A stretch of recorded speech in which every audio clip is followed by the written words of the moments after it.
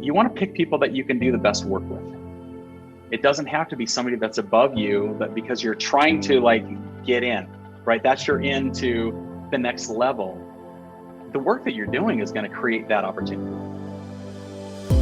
Welcome to Real Creative Leadership, a place where creative leaders can find insights and practical guidance on the day-to-day job of being a creative leader. We focus on real issues, topics, and insights of creativity in the business world. Join me as we explore the best strategies for developing your team, getting others to embrace your vision, and generating amazing experiences. This webinar series is produced by the Stoke Group. I'm your host, Adam Morgan, Adobe Executive Creative Director and author of Sorry Spock Emotions Drive Business. And this is Real Creative Leadership.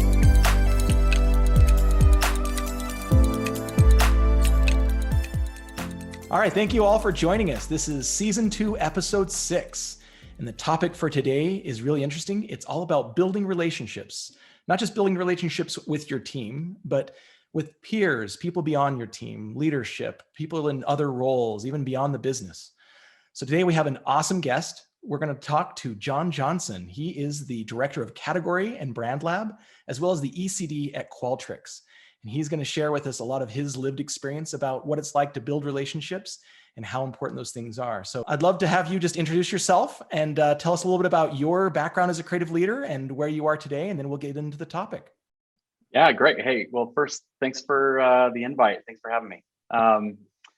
So I started out in the advertising world, and I spent probably 12 or 13 years in some agencies, and then left with another creative and to start a shop. And so we ran that shop. This is back in Arizona, ran that shop for about 10 years and had a client early on there that this little tech company in Provo, Utah, which was kind of crazy. I think there were probably 20 people there at the time. Started doing some work for them, and that kind of progressed.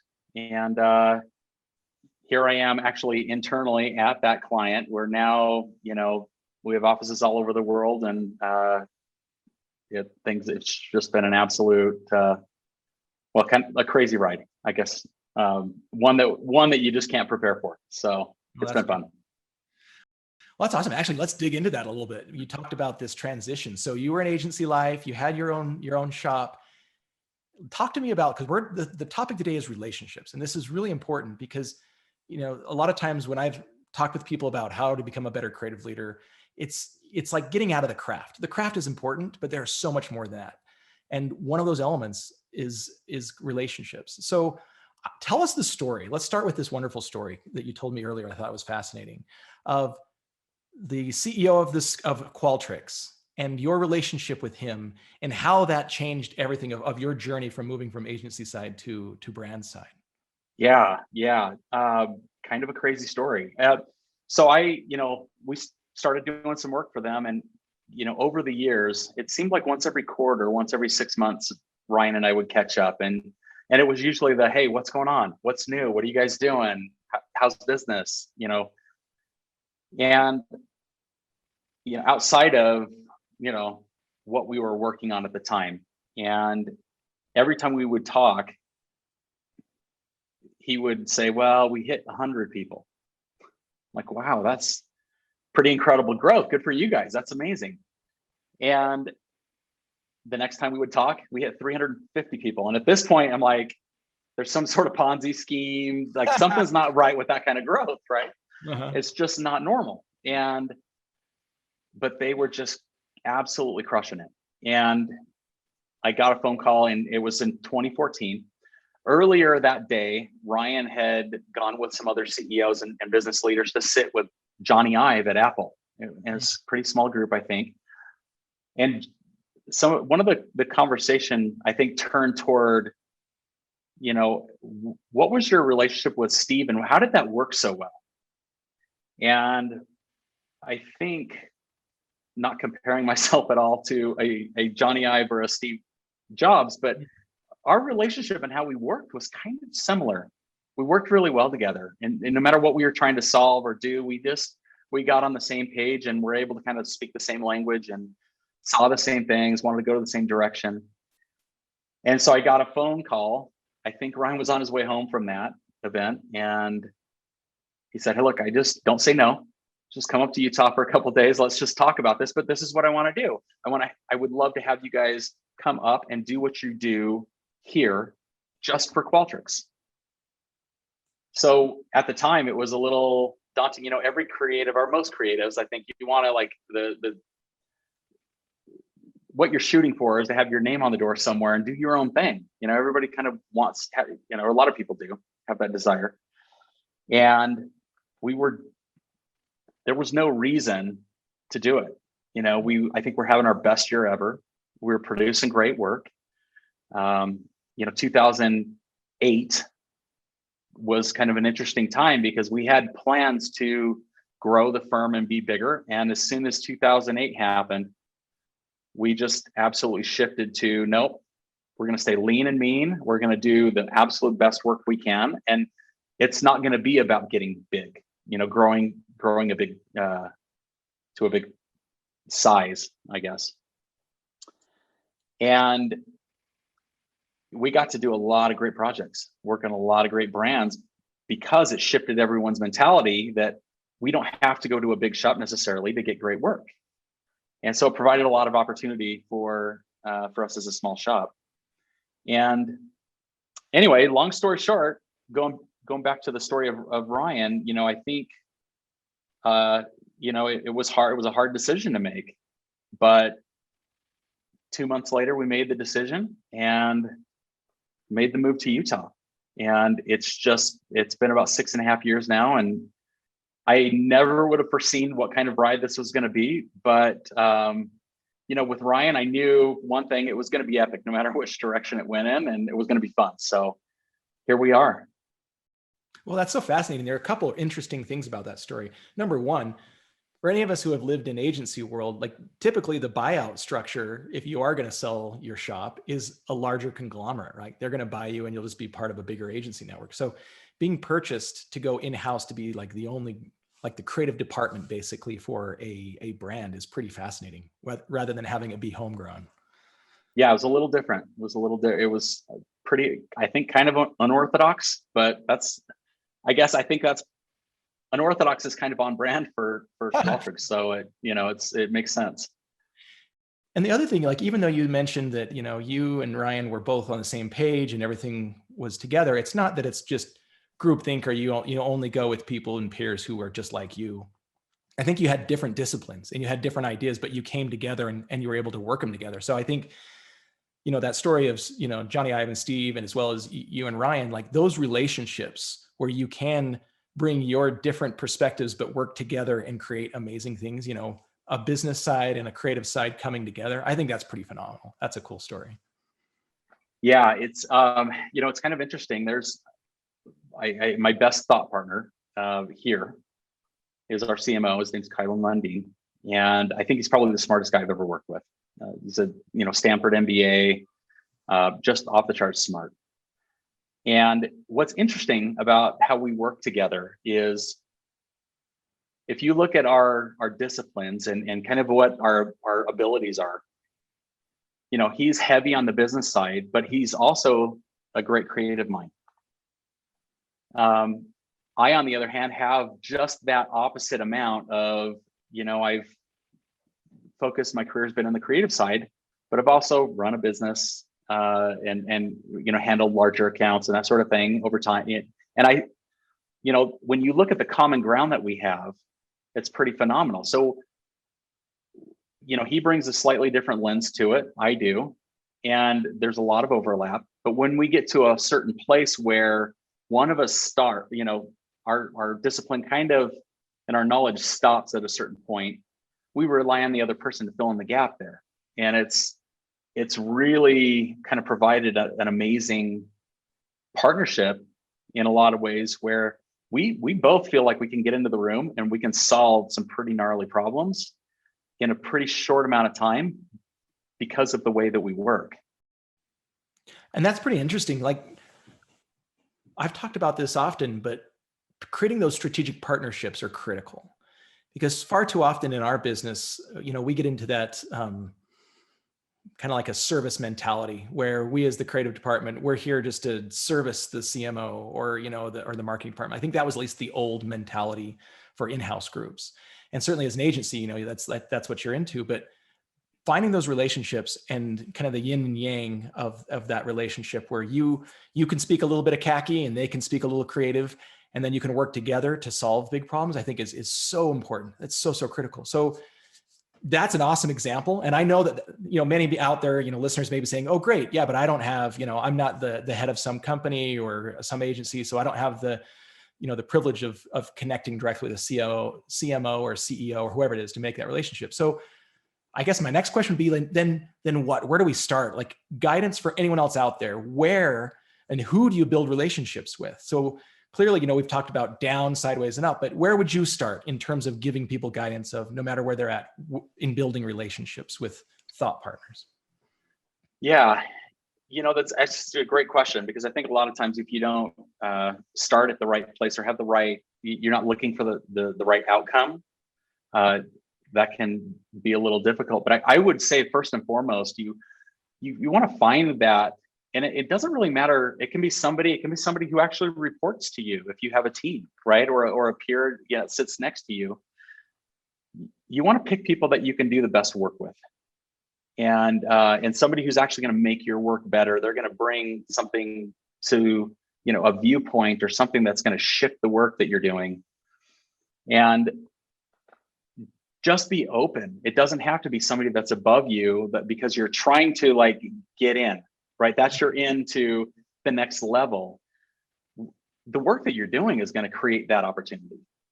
And so it's all about finding somebody who can bring that additive, element to the work where you're looking at it in the right way. And that's kind of similar to the way that, Kylan and I work. We, it's about the thing that we're trying to create. That's it. It's purely about trying to create something great. And it's not about trying to get on somebody's radar. It's not about, there's nothing else to it than that. So really just look for those people that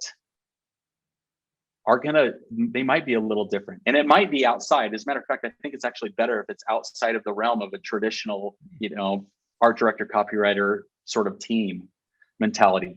Go find somebody that is on the business side, is on the account side, somebody who gets it. And by saying gets it, it's kind of hard because it's hard to describe what that is. And but find somebody that gets it. And just bring them in, even if it's just, hey, I'm trying to solve this problem. And what's your take on this? And start working. Just start the process. Ask for feedback. I think a lot of times as at least I was this way, unless it was somebody, especially was on the account side, unless it was somebody who I really trusted, I tended early on in my career to have a hard time getting, feedback on some of those things, right? Because it's like, well, this is creative. This is kind of my realm versus your realm. And when you can break those walls down, and it's not about who owns what aspect, that's when the magic really starts to happen. And if it feels like a true partnership, you'll notice that it just naturally will start to kind of flourish. And it naturally would go off and into some pretty great places. I will say that, one of the things that makes it work really well is that, and I think it's different than a lot of the way that people work, but we never, when something's not working and one of us isn't feeling it, right? No matter what we're working on, we never get into a place where one of us is trying to say, well, from, the business side, this makes sense. Might be true. And from the creative side, this makes more sense. That also might be true. We just know that when one of us isn't feeling it, we're just not done yet. We have more work to do, and we've got to go figure out how to solve those problems. And I think what that does is it brings the guard down a little bit, that, it's a true partnership, that we're just trying to beat this thing up and make it as good as we possibly can together. And we really respect each other, how we work, and that has 100% of the time always ended up in a better place than where we were. So That's awesome, because it is really, it's, you've got each other's backs, and you're not drawing party lines, and you're not trying to fight over the minutia. It's really cooperative. exactly, 100%. Well, that's actually, that leads me into the next topic that is, how do you get ideas through then? I mean, this is clearly a good example of, if you wanted to get a good idea, you've got to make sure you're feeling it, both you and your thought partner, right? So, but for others who maybe not are in that position, let's talk a little bit more about how you, like, the right way to get ideas across, and how to share, and how to build those relationships so that good ideas can thrive. So how do you deal with that in both your experience, or maybe even at Qualtrics? Talk to me more about, meetings and selling and presentations and all that kind of good stuff of relationships. Yeah, selling's actually a really big part of being a creative. You can go create the idea, but you have to help somebody actually see the value in it. And that, I think we like to, selling kind of, I don't know, sounds a little like dirt. It almost sounds like a used car salesman like, or something, right? But that's what you're trying to do, is you're trying to help people understand what you've created. And if they don't get the value, or can't really see where you want to take it, you've got to help them with that. But one of the things I think that's unique about how we work is that we've really removed any of what the kind of the traditional, like, dog and pony show sort of presentations. Like that really is not us at all.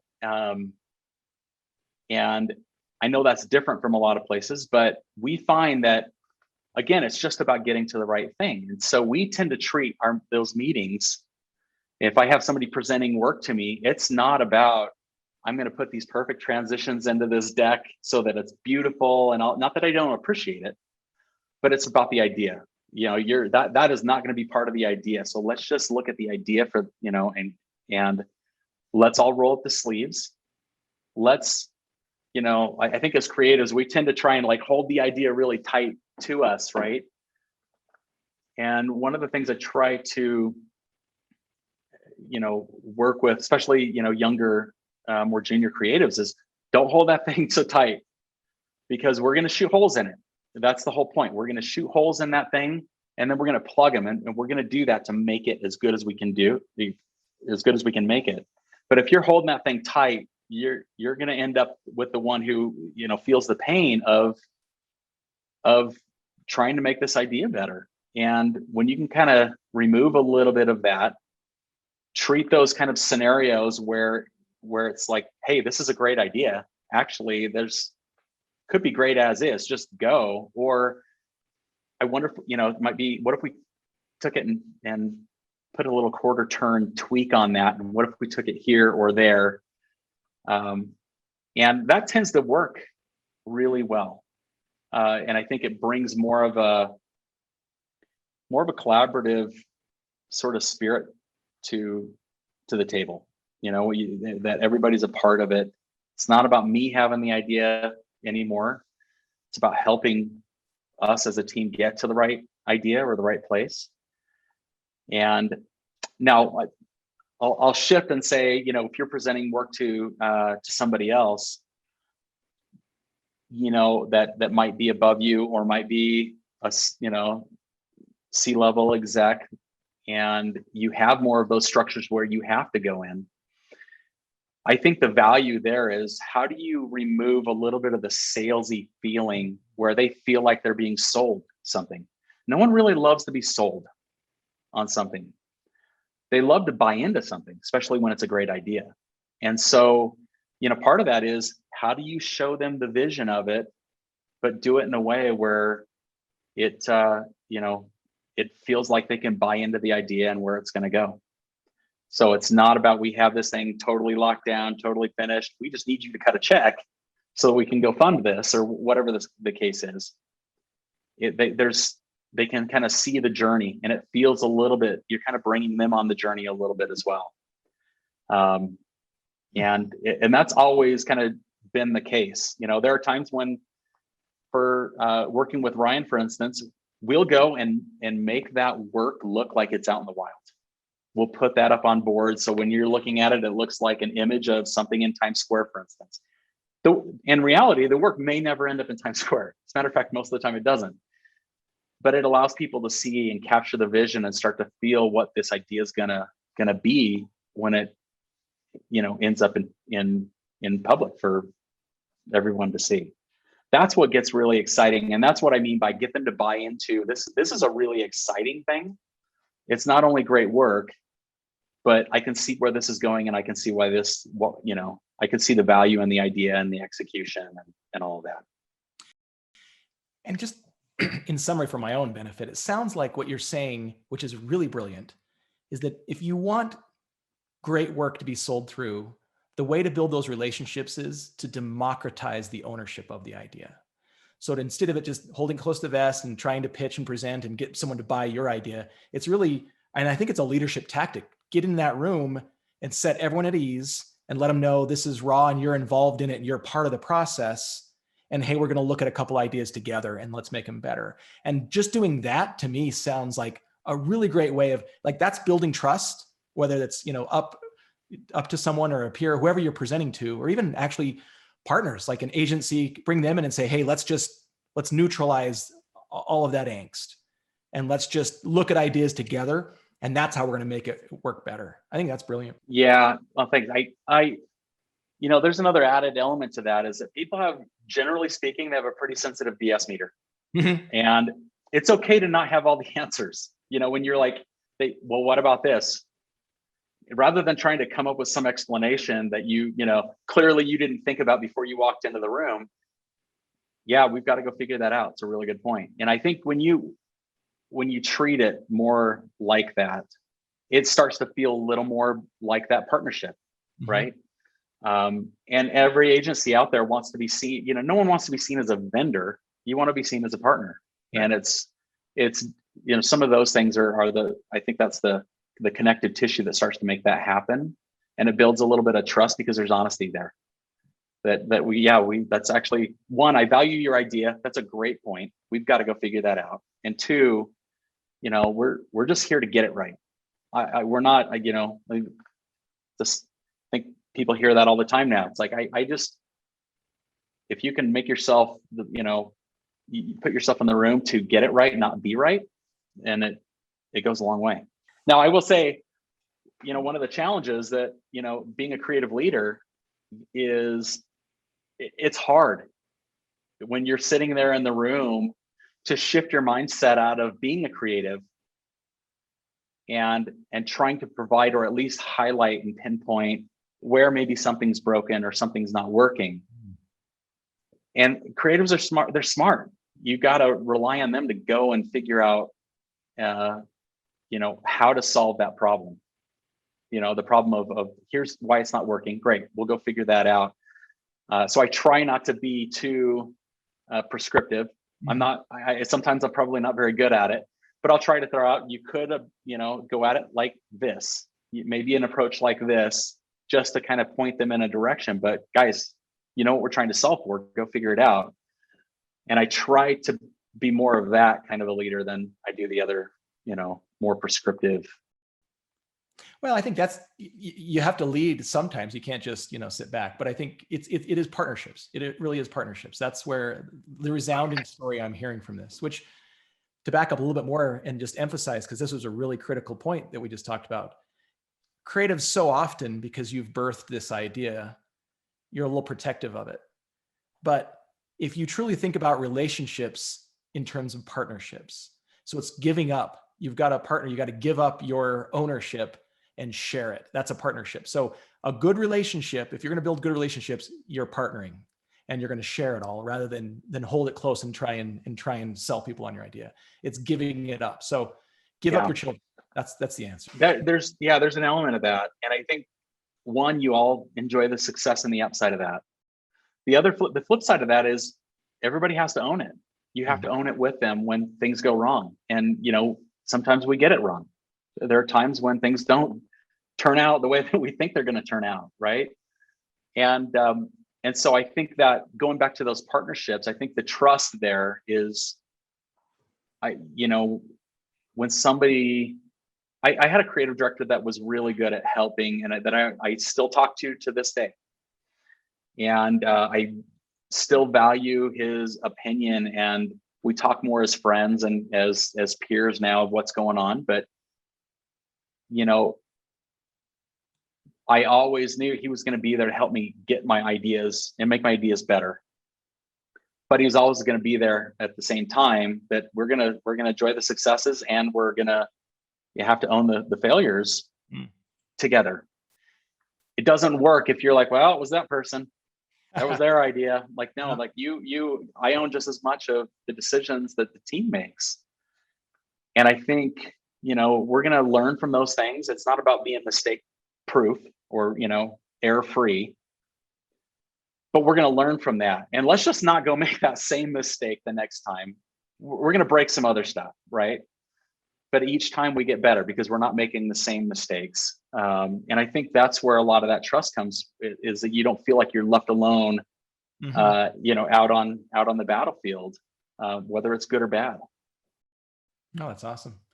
Well, let's switch gears a little bit. So this is we've talked a lot about current relationships or, partnering with people who you work with, but what if it's a new experience? What if you're coming to a new business, a new company, or you're starting from scratch, building relationships, a new client, a new vendor, whatever it may be? So talk to me a little bit about if someone were to come to your team or your company, how can they get a better advantage of building those relationships from scratch? What would you advise them to do if they joined Qualtrics? Well, I'll start by what tends to not work so well is if you come from a company and you try to bring the playbook, as it were, from that company and try to run that at Qualtrics. Every company is going to be different. Every business operates a little different. The players are different, and so what I've seen be successful is people leave the playbook at the door, bring all the knowledge and all the experience that you've had, the successes, the failures, that's all back here. Let's tap into that, and let's find a way to kind of utilize that. And I think that, when you get into a new place, you want to absorb as much of that culture and understanding the difference of how the business operates.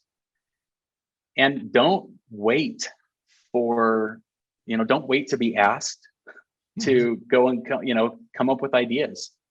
Like, this is one of those things where I personally, if there was any sort of, I think back in the day, it was like, well, creative decisions need to come from creatives. That's just not the case. A good idea can come from anywhere. And to be honest with you, I don't really care where it comes from. It can come from anybody. And I care that the idea is good. That's it. And so, if you have an idea, don't wait. Don't keep it hidden. But when you bring it up, don't go in hot and say, like, this is what we need to do and be so definitive about it, because there's probably a lot of context that you're missing, right? About why maybe it won't work, or maybe there's value in this, but it's not quite the home run that you think it is yet. But when you're bringing and you're just trying to solve problems that you see, I'm seeing this, and this is what I think we should do about it. That's really valuable to an organization, and that's where you can start to find some of those thought partners and build some of those relationships that you're seen as a problem solver, and that can have some really big impact. And it doesn't matter if it's an internal problem or if it's an external marketing problem or a creative problem. It doesn't really matter what it is. That can go a long way. That's such an interesting thing. Like, really, the answer is be open-minded, walking into new relationships and listen as well as give. So an example of that, at Adobe, we've had a lot of acquisitions of different companies. And some of the companies, as they've come in, I've heard people say things like, oh, we're going to do it a new way, not the old way you guys have done it here at Adobe. But in the same token, everyone at Adobe is going like, you guys are coming in with the way you've always done it at your little business and not the way it works at the big corporation, right? So it's a double-edged sword. Like, both sides are thinking the same thing, that it's like, oh no, I've got the answer and you're doing it the wrong old way. And I think neither of those are the right answer. Like, it should be building new relationships, give and take, and listening and giving, and not saying you've got it all solved. Yeah, it definitely works that's a great point. It works on both sides, because I think the business, you as a leader, there might be some value in the way that somebody's done something before.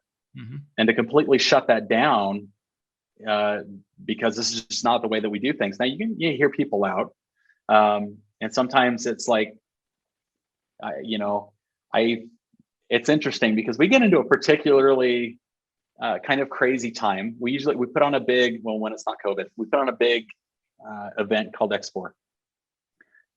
And, we bring some pretty high profile people. We've had, President Obama and Richard Branson and, Oprah and some pretty big people, and big, a lot of brands are involved with it, but it's a little crazy going into that. And the preparation that we go through is pretty crazy. Now, a lot of companies will go out and say, all right, by this date, 2 months out, we're going to have all the scripts and presentations locked.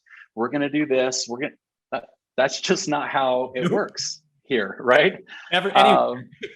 And I, it's funny because I've seen more than one person come in and new to the process, and they try to infuse and try to make that be the case. And it's just, listen, it's not that I don't see value, and man, that would be nice because I would get a lot more sleep leading up to the event. So would everyone else. That's just not how we get to where we need to be. And, and so I think going into a new organization, it's be in learning mode. When you get around new people, be in learning mode from them, because there's a lot of value from different experiences that they have. And it's getting to a place where you can work. How do we work together with some of the things that, whether it's a new acquisition company coming in and from a parent company standpoint, because there's probably a lot of value in meeting somewhere in the middle and taking the good from both, right? Well, John, this has been awesome. So we've talked a lot about partnerships. We've talked about, building trust. We talked about not being so close on your ideas and holding them too close and sharing a little bit more. And then at this last section, we've talked about being in learning mode, which I think is awesome. So in wrapping this up, any last advice that you would have on building relationships that work? Where would you share from your lived experience on that? It's important to find, partners that are different than what you are, that bring a different perspective. And that might mean somebody who brings, is from a different culture. And kind of there's a lot of even things in the nuance of the work or how you present an idea can change and be better. And, it's one thing, it's interesting because we talk about this and it starts to feel a little bit like, well, just be really passive. That's not really what works, right? You want people to be passionate. It's like, you should be passionate about an idea that you have, because if you're not, why should I ever be passionate about it as somebody who might need to buy into that idea? If you're not feeling it, I'm certainly not going to feel confident in what the idea is. And so find somebody who is kind of like-minded in terms of, you both want to get the idea, and by somebody, it's multiple people, right? You want to find thought partners all over the place.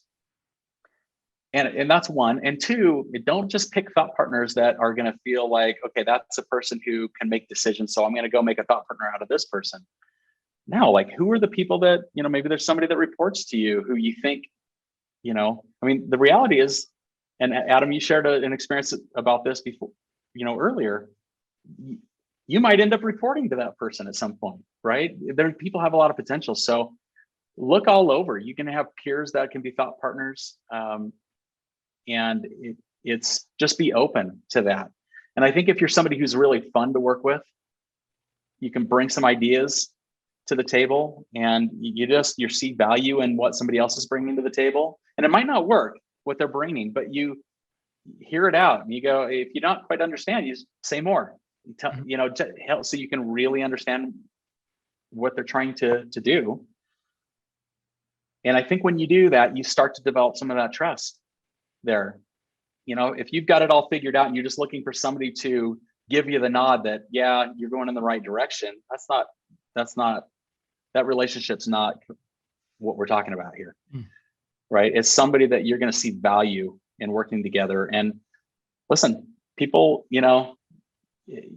fun's a big part of it.